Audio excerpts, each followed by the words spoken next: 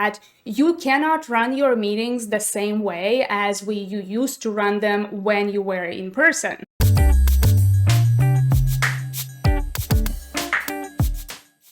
Hi, my name is Daria. Welcome to ScrumMastered video series where I give you practical tips on how to build awesome teams. In my last video, I got a great question that I decided to turn into a video because it actually is a great continuation to the topic that I have discussed last week. And if you haven't watched that video, I'm going to put the link in the description so that you can go and watch that other video first before coming back here and watching this one. So the question that I got is from Nick, and Nick is asking, how do you generate engagement on remote calls? This is a great question, and I gave already some examples in my comments, but I wanted to go kind of deeper into some of those ideas and some of those ways of how you can create a bit more engagement. So, number one, I would always say that the most important thing is to try to recreate a more connection. And I'd say the first thing to do is to have everyone on camera. And I remember when I was working with one of the teams recently, we were all remote and no one had their camera on. I think it was just me, the product owner, who had their camera on, and that's it, right? But as soon as everybody actually turned on their cameras, it changed drastically. We were able to have much more engagement from people, and the calls were really more dynamic, more focused, and you kind of felt like you are actually speaking with each other and not just kind of talking to the void. So I'd say the first thing to do is to have everyone on camera. So what can you do to help you with that?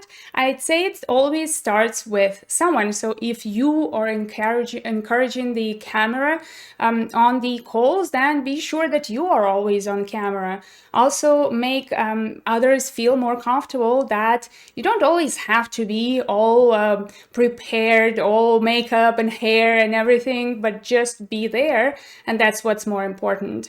Then you can also think about how you can involve the management, because it does come from the culture of the organization. If your managers are never on camera, then of course it will be much harder to actually help the team also feel that the camera is needed. Number two is informal communication. So this is something that we lost when we started working remotely, that opportunity to talk to our colleagues informally when we are at a coffee machine or just in the hallways in between meetings, talk about other things other than work. And with the pandemic, now that we are working remotely, that opportunity is gone. We always just meet for work. Only work, and we never have an opportunity to really understand people, kind of get to know them. And things like turning on the camera and basically inviting people into your living room becomes much more difficult because you don't know these people, so you don't want them to know how you live. So that is why actually turning back to that informal communication is super important. Think about what are some of those team building activities that you can do that can bring people together, just have fun, learn a little bit about each other, and become more of a team rather than just a collection of individuals that are working from all over the world.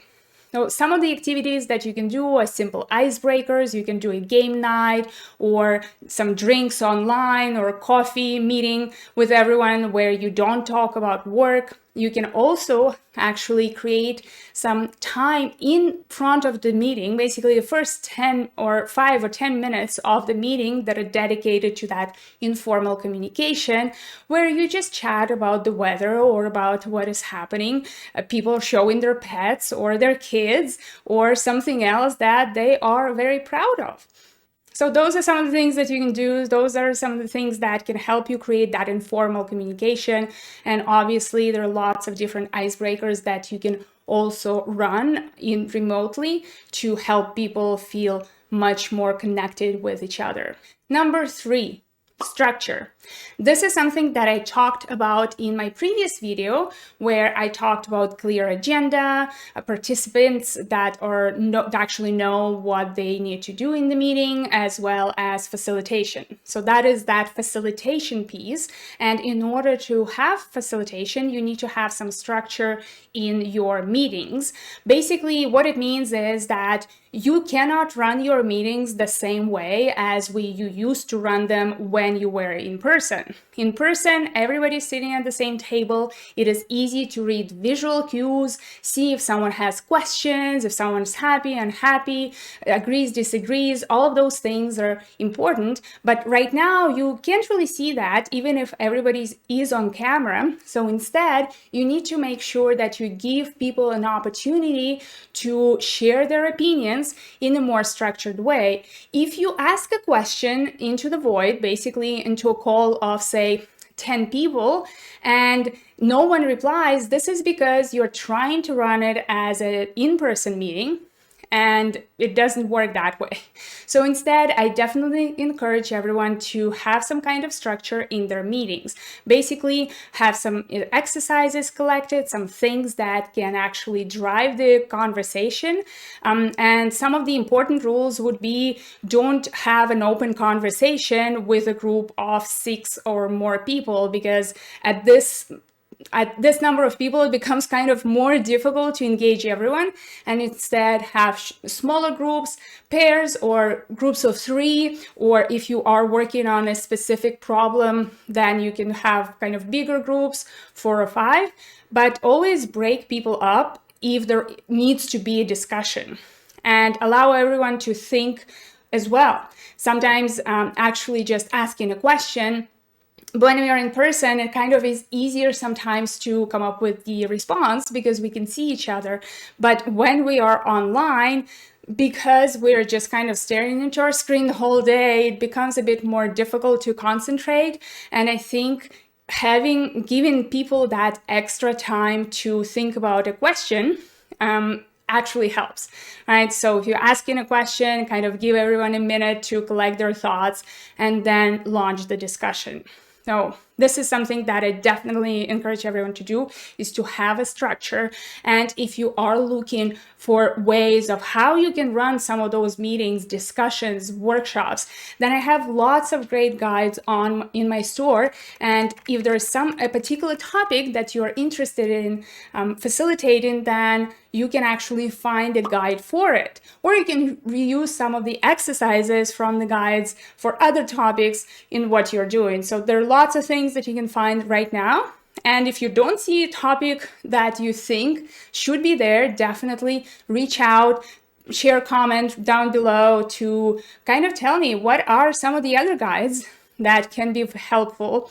And that can give you structure and make facilitation of meetings much easier on you, but also help you increase engagement. Number 4, appropriate tools.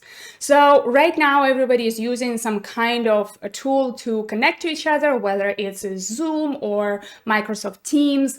And we have that at least understanding that we need to talk to each other. It's not just a chat. So those are some of the appropriate tools for conversations. But when it comes to discussions, you also need appropriate tools. You know, when you were in person, we often would have an opportunity to share our screen on the board, or to have a whiteboard and write things down so that everybody can see. So it's really helpful. And right now, if you don't have the tools that can support the conversation, it might be difficult for people to really focus on the topics. So I would say, look at what tools are available to you to make the conversation more engaging, to just kind of writing down what people think already so that everybody can see is very valuable. I am obviously a huge fan of Miro. I absolutely love this tool. but there are other tools that you can use. There is Zenboard, there is Mural, there is Jamboard by Google, I think. So there are free and paid options that you can use. And if you have kind of restrictions in your company of what kind of tools you can use, you know what? You can use just a PowerPoint presentation that is shared with everyone, whether it is on Google Docs or in Microsoft Teams, where everybody is looking at the same maybe screen or is looking on the same page in a presentation and can actually input their own opinions, their answers to your questions right there for everyone to see. And that definitely helps support the conversation and make it much more engaging. So those are the 4 things that I wanted to highlight in this video. I think they are absolutely great for creating more engagement in your remote meetings, but I would love to hear from you. What are some of the techniques that you have used already in your meetings to make them more focused and more productive? Share your ideas in the comments below.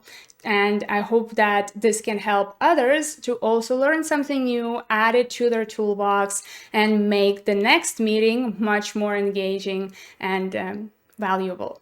So this is everything that I wanted to cover here. I hope that you learned something new today. And if you did, give this video a thumbs up and subscribe to this YouTube channel as I continue to create more content that can help you build awesome working environments. I hope to see you next time. Cheers and Scrum on!